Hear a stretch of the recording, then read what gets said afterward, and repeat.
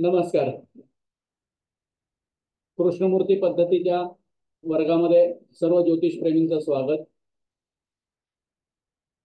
गुरुर्ब्रह्मा गुरुर्विष्णू गुरुर्देवो महेश्वरः गुरु साक्षात परब्रह्म तस्मै श्री गुरुवे नमः.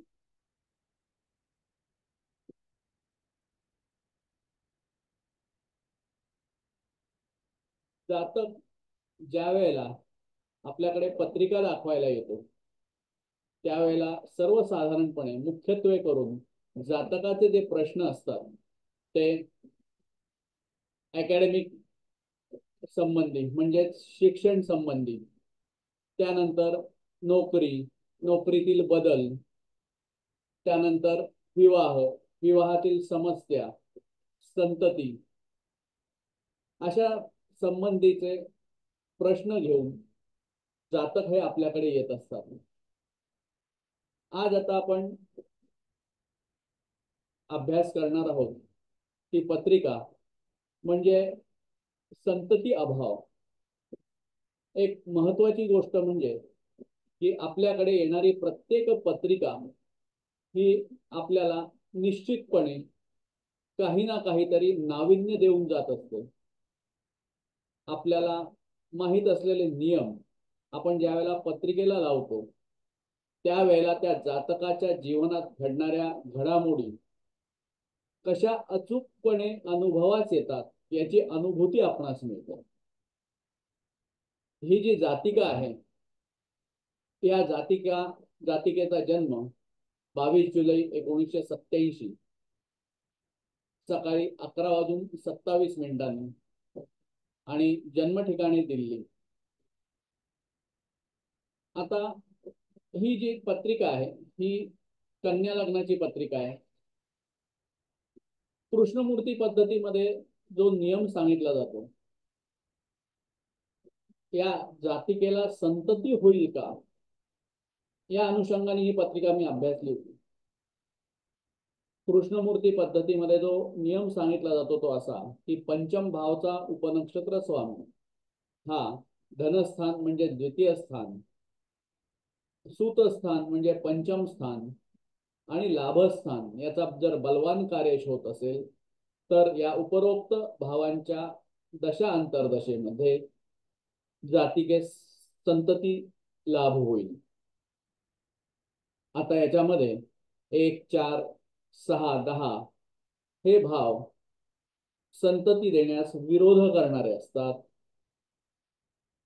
आता या पत्रिकेचा जर अभ्यास करायचा तर या पत्रिकेमध्ये पंचम भावाचा उपनक्षत्र स्वामी जर आपण पाहिला तर पंचम भावामध्ये मकर रास येते, 20 अंश 46 कला आणि 1 विकला. मकर रास असल्यामुळे भावेश शनी आहे, नक्षत्र स्वामी चंद्र आणि उपनक्षत्र स्वामी शुक्र. आता पंचम भावाचा जो उपनक्षत्र स्वामी आहे तो इथे शुक्र येतो. शुक्राचं जर बलवान कार्यशत्व जर आपण बघितलं तर शुक्र हा गुरुच्या नक्षत्रात आहे. शुक्र पहिल्या पायरीला 2 आणि 10 म्हणजे आपणास अनुकूल असलेल्या द्वितीय भावाचाही कार्यश आहे, त्याबरोबर तो 10 या प्रतिकूल भावाचाही कार्यश आहे. शुक्र हा गुरुच्या नक्षत्रात आहे. गुरु हा चतुर्थ आणि सप्तम भावांचा बलवान कार्यश आहे. गुरुचा उपनक्षत्र स्वामी केतू आहे. ही तिसरी पायरी सगळी दुय्यम आहे. आणि केतूचा जो नक्षत्र स्वामी आहे तो चंद्र हा 9 आणि 11 या बलवान भावांचा कार्यश आहे. चंद्र हा भावारंभी आहे, 9व्या भावाच्या भावारंभी आहे. त्याच्यावर शनीची दृष्टी आहे. त्यामुळे आपल्याला पराक्रम स्थान म्हणजे तृतीय स्थान आणि सूत स्थान म्हणजे पंचम स्थान यातही आपल्याला बलवान कार्यशत्व मिळालेलं आहे. म्हणजे चौथ्या पायरीला की जी यशाची पायरी म्हटली जाते त्या पायरीला चंद्र आपल्याला 9, 11 आणि 5 या संतती लाभ होण्याच्या दृष्टीने आवश्यक भावांचा बलवान कार्य झालेला आढळतो. आता या इथे जर का आपण या पत्रिकेमध्ये बघितलं तर शुक्र हा गुरुच्या नक्षत्रात आहे. गुरु हा शुभ ग्रह, संततिकारक ग्रह असं असून सुद्धा आता या जर तुम्ही पत्रिकेकडे जर नजर टाकली तर गुरु हा प्लुटोच्या प्रतियोगात आहे. धनस्थानामध्ये द्वितीय स्थानामध्ये प्लुटो आहे, तर अष्टम स्थानामध्ये गुरु आहे. शुक्र हा आपण मगाशी बघितल्याप्रमाणे 10, 2, 7, 4, 9 आणि 11 या भावांचा बलवान कार्य झालेला आपल्याला इथे आढळतो. परंतु शुक्राचा जो उपनक्षत्र स्वामी आहे केतू, या केतूचा नक्षत्र स्वामी चंद्र म्हणजेच आपली जी चौथी पायरी आहे, या चौथ्या पायरीवर चंद्र मात्र शनी आणि हर्षलच्या प्रतियोगामध्ये आहे. या इथे जर आपण बघितलं तर चंद्र हा शनी आणि हर्षल यांच्या प्रतियोगात आहे. त्याच्यानंतर चंद्र हा राहूच्या क्विंटाईल योगामध्ये आहे. या ही सगळी जी ग्रहस्थिती आहे ती ग्रहस्थिती अभ्यासता म्हणजे जरी चौथ्या या यशाच्या पायरीला चंद्र हा 9, 11, 5 या भावांचा बलवान कार्य जरी होत असला तरी सुद्धा शुक्राचा उपनक्षत्र स्वामी केतू आणि केतूचा नक्षत्र स्वामी चंद्र हा चौथ्या पायरीला शनी व हर्षलच्या प्रतियोगात आहे. त्याबरोबर चंद्र हा राहूच्या क्विंटाईल योगात आहे. त्याच्याबरोबर शनी हा पराक्रम स्थानाच्या भावारंभी असल्यामुळे त्याची तृतीय दृष्टी ही पंचम स्थानावरती आहे. हे जे काय सगळे ग्रहयोग होते की चौथ्या यशाच्या पायरीला संतती देण्यासाठी अनुकूल असलेले भाव सुद्धा या ग्रहयोगांमुळे दूषित झालेले होते. त्यामुळे या जातिकेला संतती होण्याची शक्यता कमी आहे, किंबहुना संतती होणार नाही या निष्कर्षाप्रत मी आलो. अर्थात जातिकेने दत्तक घ्यावं या दृष्टीने, दत्तक संतती घेण्याच्या दृष्टीने तिच्या पत्रिकेमध्ये तसे योग आहेत, हेही मी त्यांना सांगितलं. यावरती मला जो फीडबॅक मिळाला तो या पद्धतीचा होता की या जातिकेचे 5 ते 6 वेळा मिसकॅरेज झाले होते. 2 वेळा आधुनिक तंत्रज्ञानाचा वापर करूनही गर्भधारणा या जातिके झालेली नव्हती. याचाच अर्थ की सकृत दर्शनी एखाद्या पत्रिकेमध्ये जरी आपल्याला ग्रहांची अनुकूल स्थिती ही जरी दिसत असली तरी सुद्धा आपल्याला त्याप्रमाणे फल ही शुभ फल मिळतातच असं नाही. या पत्रिकेच्या बाबतीत या जातकाला, या जातिकेला संतती होणार नाही हे आपल्याला आपल्या नियमांचा इथे निश्चितपणे पडताळा हा आपल्याला आलेला आढळतो. आता सगळ्यांना एक आनंदाची आणि महत्वाची बातमी म्हणजे पहिल्या कार्यशाळेच्या यशस्वी अशा 2 बॅचेस नंतर ऍडव्हान्स कार्यशाळेचं आयोजन म्हणजेच केपी सशुल्क कार्यशाळा, केपी कार्यशाळा लेवल 2 ही मंगळवार व गुरुवार दुपारी 4 ते 5 माझ्या मार्गदर्शनाखाली संपन्न होणार आहे. या कार्यशाळेमध्ये आयुर्दाय म्हणजेच जातकाचं आयुर्मान, आजार, जातकाचे स्वभाव, द्वितीय विवाह, प्रवास, लेखन, मातृसौख्य, एखाद्या जातकाला मातृसौख्य आहे की नाही किंवा ते कोणत्या प्रकारचे आहे, त्या जातकाला वाहन सौख्य लाभणार आहे की नाही,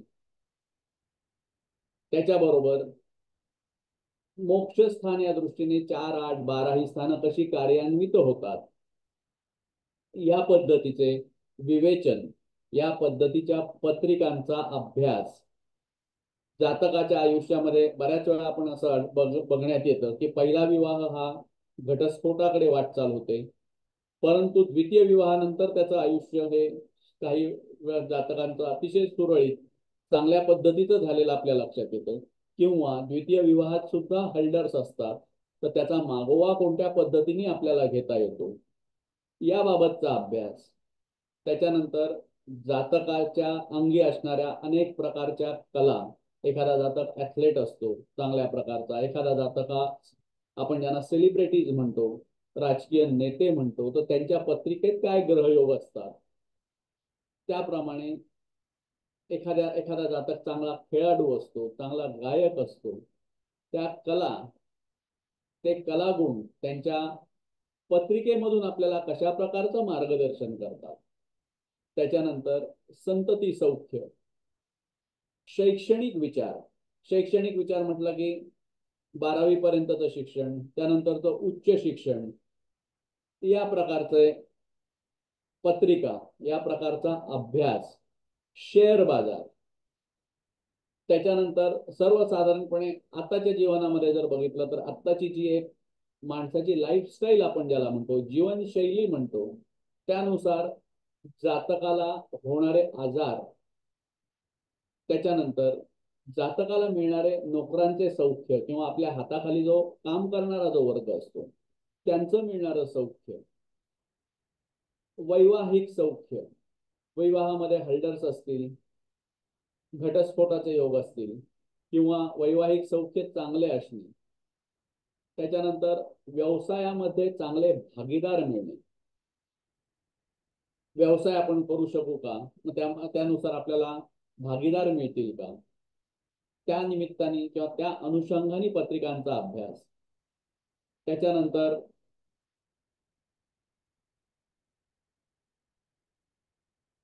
धर्म, उच्च शिक्षण.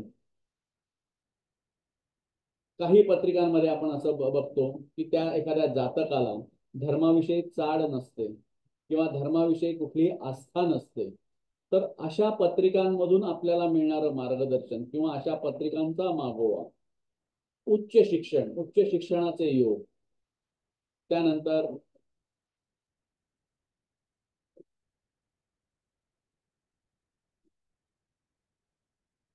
वारसा हक्काने मिळणारे धन, अपघात, लाचलुचपत किंवा गैरमार्गाने मिळणारे धन. बऱ्याच वेळा असं आपल्याला लक्षात येतं की हा जातकांनी गैरमार्गाने बऱ्यापैकी पैसा साठवलेला आहे. अशा प्रकारच्या पत्रिका, त्या पत्रिकांमध्ये असणारे लाभ, त्याबरोबर त्या पत्रिकांमध्ये असलेले ग्रहयोग, किंवा काही जातकांच्या पत्रिकेमध्ये आपण असं बघतो की होणारं नुकसान, अधोगती, आपल्या कर्मामुळे जातकाच्या आयुष्यात त्याला होणारे तुरुंगवास. मगाशी जसं सांगितलं की मोक्ष त्रिकोण बलवान असेल तर त्या 4, 8, 12 ह्या स्थानावरून संन्यस्त वृत्ती असणारे जातक, त्यांची आपल्याला कशा प्रकारे पत्रिका मार्गदर्शन करते, त्यांच्या पत्रिकांमध्ये काय ग्रहयोग असतात. एखादा जातक परिस्थितीला कंटाळून आत्महत्या करतो, आपले जीवन संपवतो. आत्महत्या करायला सुद्धा एक प्रकारचं हरिष्ट लागतं, तर असे आत्महत्या बाबतीत होणारे योग, अशा अनेकविध प्रकारच्या कुंडल्या या प्रत्यक्ष रीतीने मांडून त्याची उकल करणे, त्या कुंडल्यांचा मागोवा घेणे, अशा प्रकारे लवकरच केपी कार्यशाळा लेवल 2 ही आयोजित करीत आहोत. त्याबरोबर सगळ्यात महत्वाचं म्हणजे गुणमिलन. केपी प्रमाणे गुणमिलन कसं करावं याच्यावरती चर्चा. त्या निमित्ताने गुणमिलनाच्या दृष्टीने अनेक पैलू की जे उलगडून दाखवले असता जातकाच्या जेव्हा पत्रिका मॅचमेकिंगसाठी येतात तेव्हा मॅचमेकिंगच्या दृष्टीने होणारी समोरच्या जातकांची असणारी अपेक्षा, त्यांच्या पत्रिकेतील ग्रहयोग, जमेची बाजू आणि उणिवा या सगळ्यांचं मार्गदर्शन. त्याबरोबर अजून एक चांगली ही म्हणजे की प्रत्येक विद्यार्थ्याकडून ज्या 2 कुंडल्या जर प्रत्येक विद्यार्थ्यांनी दिल्या की ज्या वैशिष्ट्यपूर्ण आहेत, तर त्याची उकल, त्याला नियम लावणे, त्याच्यातील ग्रहयोग अभ्यासणे. आता मी मगाशी जेवढ्या विषय आपल्या समोर मांडले त्या प्रत्येक पत्रिकांमध्ये असणारे ग्रहयोग, त्याला आपण प्रत्येक पत्रिकांना कोणते नियम लावतो, ते नियम कसे अनुभवास येतात याची असणारी अतिशय सुटसुटीत पद्धतीने केलेली मांडणी. आणि त्याबरोबरच अशा या मार्गदर्शनातून आपल्या समोर ज्या अनेक कुंडल्या मांडल्या जातील, त्यामुळे एखादी पत्रिका आपल्या समोर आल्यानंतर त्याचा निश्चित पिन पॉइंट ज्याला आपण म्हणतो, किंवा त्या पत्रिकेतील ग्रहयोग कसे हुडकून काढावेत याचा सराव प्रत्येक म्हणजे जवळजवळ आपल्या दैनंदिन जीवनात येणाऱ्या सर्व विषयावरील नियमांची उकल आणि त्यायोगे केला जाणारा कुंडल्यांद्वारे म्हणजे प्रत्यक्ष उदाहरणांद्वारे केला जाणारा सराव हे या कार्यशाळेचे वैशिष्ट्य आहे. या कार्यशाळेचे शुल्क नाममात्र म्हणजे 3,800 रुपये आहे. त्याबरोबर आपल्याला कार्यशाळा पूर्ण केल्यानंतर प्रमाणपत्र, डिजिटल नोट्स, उपलब्ध असणारे रेकॉर्डिंग, की एखादा वर्ग आपल्याला त्यावेळेला जर अटेंड करता आला नाही किंवा त्या वर्गाला आपल्याला उपस्थित राहता आलं नाही, तर नंतर परत तो त्याची रेकॉर्डिंग बघून आपण शंका विचारू शकता, तुमच्या सोयीनी रेकॉर्डिंग पुन्हा पुन्हा बघू शकता. ही कार्यशाळा आपली झूमवर म्हणजे ऑनलाईन होणार आहे. त्याच्यासाठी तुम्ही श्री अतुल कुमार कुलकर्णी यांना ही संपर्क करू शकता. त्यांचा मोबाईल नंबर 9823088001 असा आहे. त्याच्यावर तुम्ही पेमेंट करून त्याचा स्क्रीनशॉट पाठवू शकता, किंवा मी भरत सटकर, माझा नंबर 9370812261 हा आहे. त्याच्यावरही तुम्ही पेमेंट करून स्क्रीनशॉट पाठवू शकता. तेव्हा या केपी लेवल 2 या कार्यशाळेचा निश्चितपणे आपण सर्वांनी लाभ घ्यावा. निश्चितपणे तुम्हाला अनेक विषयांवरील कुंडल्या अभ्यासणे, नियमांची त्याची उकल कशी करायची, ते नियम पत्रिकेला चपखलपणे कसे लावायचे, एखाद्या पत्रिकेतला पिन पॉइंट शोधणं, किंवा एखाद्या पत्रिकेमध्ये सकृत दर्शनी जरी, मगाशी मी आपल्या पुढे पत्रिका मांडली की सकृत दर्शनी त्या जातिकेला संतती होईल हे दिसत असताना सुद्धा ती पत्रिका निगेशन मध्ये कशी जाते किंवा अशुभ फलदायी कशी ठरते, अशा अनेकविध पत्रिकांचे विवेचन आपल्याला समोर मांडण्यात येईल. तेव्हा या कार्यशाळेचा लाभ जास्तीत जास्त जणांनी घ्यावा. धन्यवाद. आता पुढच्या पत्रिकेकडे वळूया. ही पत्रिका बऱ्याच वेळा असं होतं की आपल्या नेहमीच्या संपर्कातले जातक हे आपल्याकडे येत नाहीत किंवा त्यांचा आपल्याशी कम्युनिकेशन राहत नाही, आणि अचानक कधीतरी हे जातकांकडून काही विचारणा होते. अशीच ही पत्रिका की ज्याची जन्मतारीख आहे 13 सप्टेंबर 1971, जन्म वेळ आहे सकाळी 9:10 आणि जन्म ठिकाणी खोपोली. जुलै महिना होता. हा जेव्हा जातकाचा मला फोन आला त्यावेळेला 4 जुलै 2017, तेव्हा मी ही पत्रिका अभ्यासली होती. पावसाळी वातावरण होतं.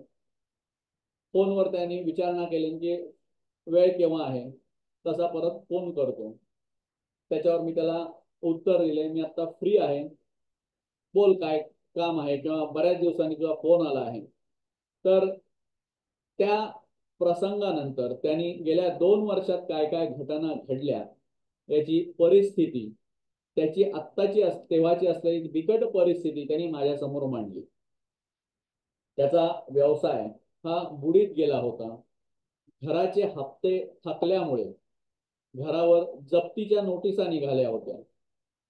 त्याचा प्रश्न होता की पत्रिकेनुसार माझी परिस्थिती काही सुधारेल का, मी यातून सर्वाईव्ह होईल का. आता हा जातक व्यवसाय करत होता, काही व्यवहार फसले, अडचणीमध्ये आला. ही तूळ लग्नाची पत्रिका आहे. आपण व्यवसाय किंवा नोकरी हे बघत असताना केपी प्रमाणे जो आपण नियम वापरतो तो असा की दशम भावचा उपनक्षत्र स्वामी जर 2, 6, 10 आणि 11 या भावांचा जर बलवान कार्यश असेल तर तो जातक हा त्या जातकाला नोकरी लागते. व्यवसायाच्या बाबतीमध्ये सप्तम भावाचा संबंध असावा लागतो. मंगळ किंवा शनी यासारख्या ग्रहांचं तिथं कनेक्शन किंवा कॉम्बिनेशन हे असावं लागतं. आता हा जातक व्यवसायामध्ये होता, अर्थात ही जेव्हा कॉम्बिनेशन किंवा हे जेव्हा आपण नियम लावतो ते नियम लावल्यानंतर बऱ्याच वेळेला आपल्याला असं लक्षात येतं की ह्या जातकाने जॉब करावा का व्यवसाय करावा. व्यवसाय करणार असेल ती पत्रिका अनुकूल आहे का व्यवसायात, तर ते आपण त्याला त्या पद्धतीने निश्चितपणे या शास्त्राद्वारे मार्गदर्शन करू शकतो. ज्योतिष शास्त्रासारखा मार्गदर्शक विषय किंवा मार्गदर्शक ठरणारा हा भाग जर आपण एक गाईडलाईन म्हणून वापरला तर निश्चितपणे आपल्याला आपल्या पुढील आयुष्यात येणाऱ्या ज्या घटना किंवा नुकसान हे टाळण्याच्या दृष्टीने मदत होऊ शकते. एवढं हे शास्त्राची महती ही अत्युच्च आहे. आता आपण ह्या जातकाच्या दशम स्थानचा आपण विचार करू. या जातकाच्या पत्रिकेप्रमाणे दशम स्थान जे आहे, दशम स्थानामध्ये कर्क रास आहे. 4 अंश 22 कला आणि 2 विकला. कर्क रास असल्यामुळे भावेश चंद्र आहे. नक्षत्र स्वामी शनी आहे. उपनक्षत्र स्वामी ही शनीच आहे. मी ही पत्रिका 4 जुलै 2017 रोजी पाहिली होती. सकाळी 9:40 असताना जे प्रशासक ग्रह होते, तात्कालिक प्रशासक ग्रह, त्यांच्या आशीर्वादानुसार मला जे तात्कालिक प्रशासक ग्रह मिळाले ते असे मिळाले: एल रवी, एस गुरु, आर शुक्र आणि डी मंगळ. याच्यामध्ये शनीची उपस्थिती नव्हती. त्यामुळे मला जे दैवी मार्गदर्शन या रुलिंग प्लॅनेट नुसार किंवा तात्कालिक प्रशासक ग्रहांनुसार मिळालं त्यानुसार मी दशम भावाचा उपनक्षत्र स्वामी हा मंगळ कन्फर्म केला, निश्चित केला. आता या मंगळाचं कार्यक्षत्व आपल्या 4 स्टेप थेअरी प्रमाणे जर बघायचं तर ते याप्रमाणे: मंगळ हा पहिल्या पायरीला 4 आणि 7 या भावांचा बलवान कार्यश आहे. तो राहूच्या युतीमध्ये आहे, केतूच्या दृष्टीत आहे. यामुळे पहिल्या पायरीला मंगळाने आपल्याला बहाल केलेलं बलवान कार्यक्षत्व असं आहे की ते 4, 7 आणि 10. मंगळ हा चंद्राच्या नक्षत्रात आहे. चंद्र हा 9व्या भावाचा बलवान कार्यश आहे. मंगळाचा जो उपनक्षत्र स्वामी आहे तो बुध आहे. बुध हा भावारंभी असल्यामुळे त्याला 11व्या भावाचा बलवान कार्यक्षेत्र मिळाले. मंगळाचा उपनक्षत्र स्वामी बुध आणि बुधाचा नक्षत्र स्वामी जो केतू आहे तो 10व्या भावाचा बलवान आहे. त्याचा राशी स्वामी चंद्र आहे, तो 9व्या भावाचा बलवान आहे आणि त्याच्यावर मंगळाची दृष्टी आहे. तो 4 आणि 7 या भावांचा बलवान कार्यश आहे. म्हणजे थोडक्यात जर आपण बघितलं तर या पत्रिकेनुसार आपल्याला 7, 10 आणि 11 या बलवान भावांचं कार्यक्षत्व इथे आपल्याला मिळालेलं दिसतं. पण राहूचं कॉम्बिनेशन हे नेपच्यून बरोबर आहे. मंगळाचंही कॉम्बिनेशन हे नेपच्यून बरोबर आहे. हर्षल, नेपच्यून आणि प्लुटो, मगाच्या पत्रिकेत आपण बघितलं की प्लुटोमुळे आणि हर्षलमुळे कशा पद्धतीचे जे अनुकूल असणारे ग्रहयोग हे प्रतिकूल ठरले. तसंच ह्या पत्रिकेत सुद्धा राहू नेपच्यून, मंगळ नेपच्यून हे जे ग्रहयोग आहेत हे नुकसान दर्शवणारे आहेत. आता या जातकाने मला सांगितलं होतं की 2017 जुलैमध्ये या जातकाने मला संपर्क केला होता आणि 2 वर्षापूर्वी या जातकाच्या अधोगतीला किंवा धंद्यामध्ये नुकसानी यायला सुरुवात झाली.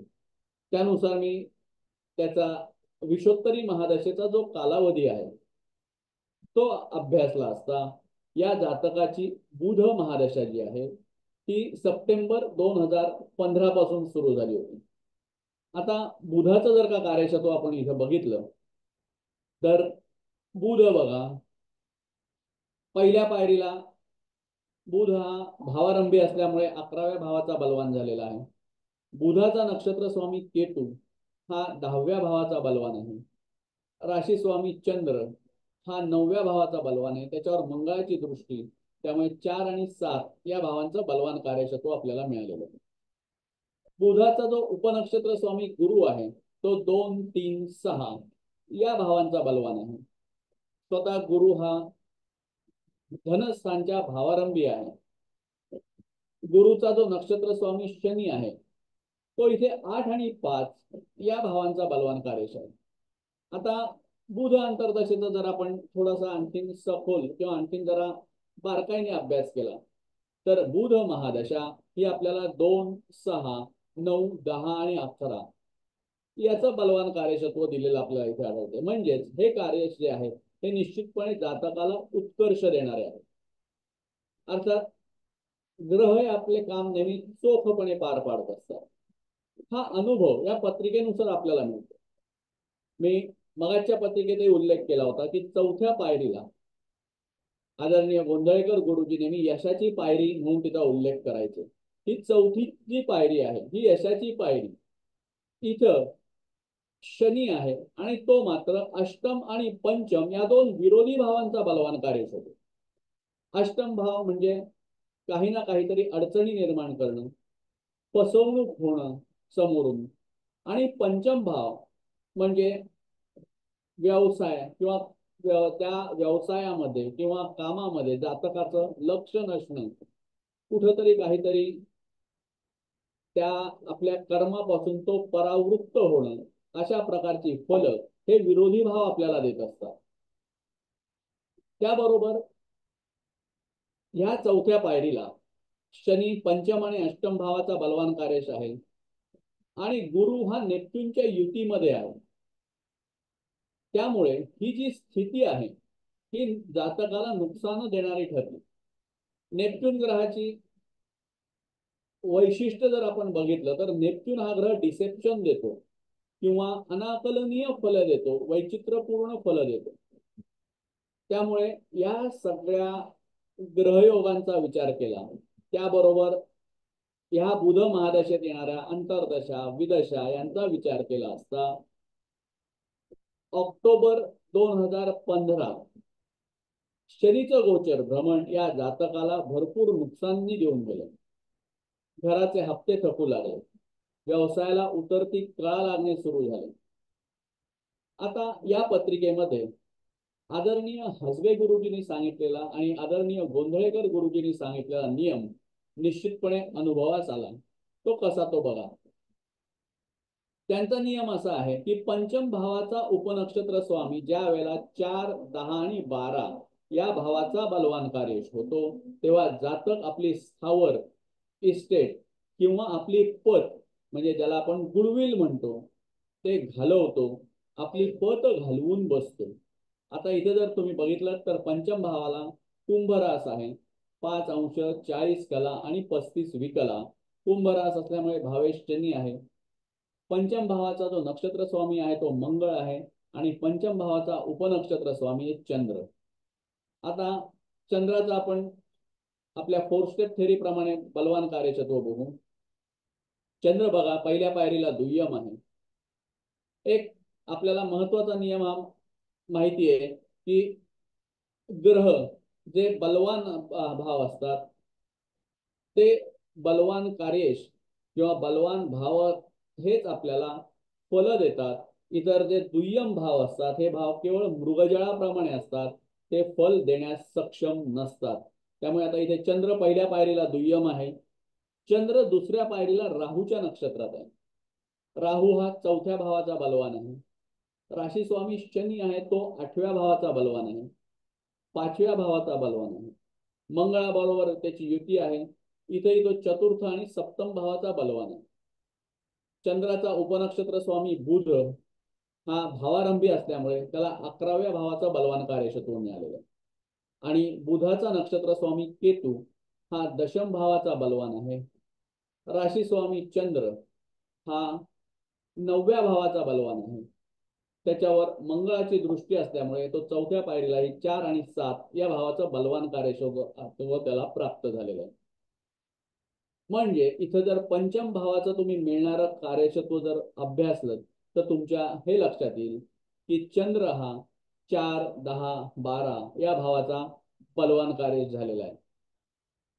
आता त्यामुळे की 4थ्या पायरीचा जर तुम्ही विचार केला तिथे तर 4थी पायरी पुन्हा 4थ्याचं बलवान, दशमाचं बलवान, त्यामुळे शनी, मंगळ आणि गुरु या ग्रहांचा जर विचार केला तर हे तिन्ही महत्वाचे ग्रह, मंगळ हा व्यवसायासाठी कारक असणारा ग्रह, गुरु हा तुमची सगळी ज्ञान बुद्धी याच्यासाठी कारक असणारा ग्रह, शनी हा ग्रह, हे सगळे ग्रह नेपच्यूनच्या कुयोगात ही परिस्थिती जातकाला कर्जबाजारी बनवणारी, नुकसान देणारी ठरली.